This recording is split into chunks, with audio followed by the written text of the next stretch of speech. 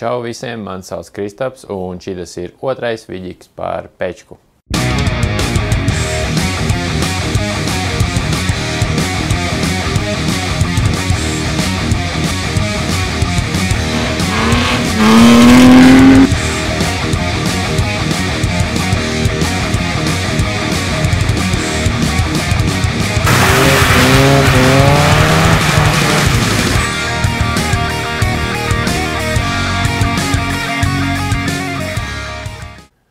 Tātad ar ko sākam?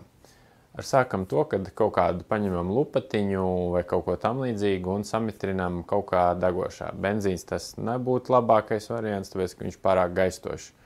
Kaut kāds šķīdinātājs vai dīzeļdegviela. Kaut kas, teiksim, dīzeļdegviela būtu optimālākais variants. Atveram vaļā droseli to te, ieliekam daļēji lupatiņu, aizdedzinam un tad pilnībā iebīdam iekšā. Droseli atstājam vaļā. Tā. Un no sākuma tā degšana būs tā lupatiņa teka un aizdegsies tā kā tā virskārtiņa. Un līdz ko tā eļas virskārta aizdegsies, vajag durtiņas pievērt ciet un tad tas notiks apmēram pāris minūtes un tad tā pečka ieies darba režīmā. Tur varēs just bišķiņ pamainīsies tā degšana, viņa nenotiks tā kā nevis virs tās eļas, bet jau tajā emulsijas caurulē, kur tās saurpti urbumi. Un tad jau pēc tam tur regulējot ar droseli bišķiņ vairāk mazāk regulējam to karstumu.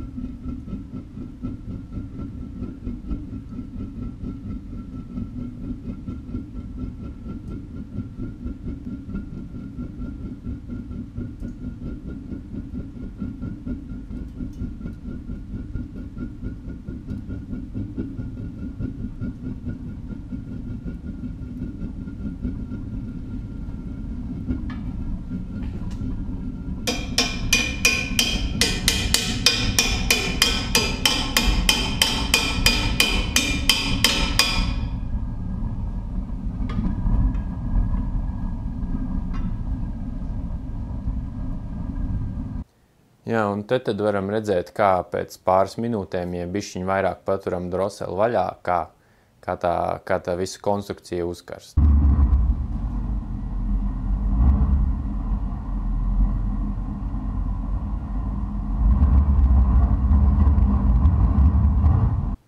Galvenais, ko es vēl gribēju pieminēt, ir izmantot tīru motoru eļļu, kas ir bez ūdens un visādiem ūdens. Jo viņi tīrāk būs, jo labāk degs. Ja ir daudz ūdens, tad es vispār neieteiktu izmantot, jo ūdens ir nosēžās eļļai tur apakšā, un kad eļļa uzkarst temperatūras, ūdens sāks varīties, un to eļļu var izpūst ārā pa visiem galiem, viss būs netīrs. Sliktajā gadījumā kaut kas var aizdegties, ja ir blakus kaut kas bīstams tāds, kas var aizdegties. Tas šodienai būs viss. Ja rodās kādi jautājumi, droši jautājiet, mēģināšu atbildēt. Uz drīz tikšanos!